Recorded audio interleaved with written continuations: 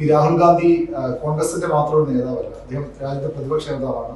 CPM കൂടി ഉൾപ്പെട്ട India മുന്നണിയുടെ പ്രധാനപ്പെട്ട നേതാവാണ് അദ്ദേഹം. പക്ഷേ ഇന്നലെ ആലപ്പുഴയിൽ പ്രസംഗിച്ചത് ഈ തെരഞ്ഞെടുപ്പ് കഴിയുമ്പോൾ ഇടതുപക്ഷം വാനിഷായി പോകും, ഇല്ലാതായി പോകും.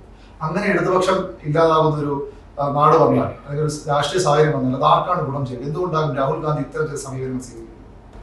നിർഭാഗ്യകരമായ ഒരു നിലപാടുകളാണ് രാഹുൽ ഗാന്ധി കോൺഗ്രസ് നേതാവെന്ന നിലക്ക് സ്വീകരിക്കാറ്. ഇപ്പോ ഇത് ലെഫ്റ്റിനെതിരെ പറഞ്ഞെന്ന് മാത്രമേ ഉള്ളൂ.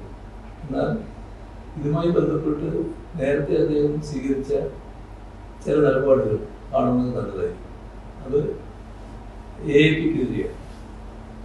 AAP ഡൽഹിയിൽ ഫലപ്രദമായി BJP നേരിടുകയും കോൺഗ്രസിനും അതിന്റെ ഭാഗമായി പരാജയം പറ്റിയിട്ടുണ്ട്.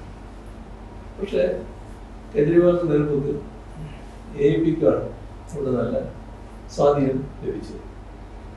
ഈ ആം ആദ്മി പാർട്ടിയുടെ സ്വാധീനം ഏതെങ്കിലും തരത്തിൽ തടയണമെന്നും തങ്ങൾക്ക് സ്വാധീനം വർദ്ധിപ്പിക്കണമെന്നും BJPക്കാരുണ്ടായിരുന്നു.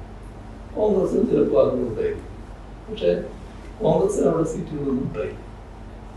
എന്നാൽ ഈ അടുത്ത കാലത്ത് നടന്ന കാര്യം നമ്മളെല്ലാം കണ്ടതാണ്. BJPക്ക് അനുകൂലമായിട്ടുള്ള നിലപാടുകളാണ് രാഹുൽ ഗാന്ധിയുടെ ഭാഗത്തുണ്ടായത്. അതായത്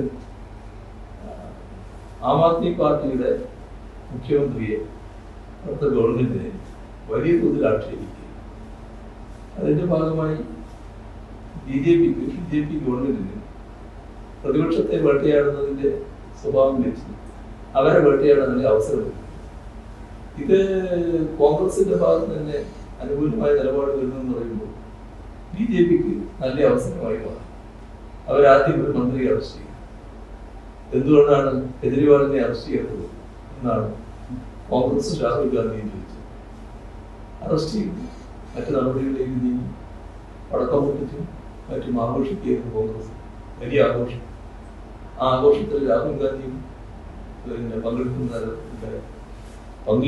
പങ്കുചേരുന്നതില്ല.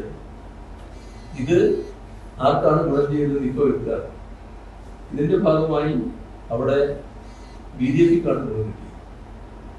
AAPയെ ആ കഴിഞ്ഞ തെരഞ്ഞെടുപ്പ് പരാജയപ്പെടുത്താൻ അതും ശ്രദ്ധിക്കേണ്ട കാര്യമാണ്. കേസിൽപ്പെടുത്തുക മാത്രമല്ല, ആ തെരഞ്ഞെടുപ്പ് വന്നപ്പോൾ എല്ലാവർക്കും അറിയാം AAPക്ക് മാത്രമാണ് BJP നേരിടാനാകുന്നത്.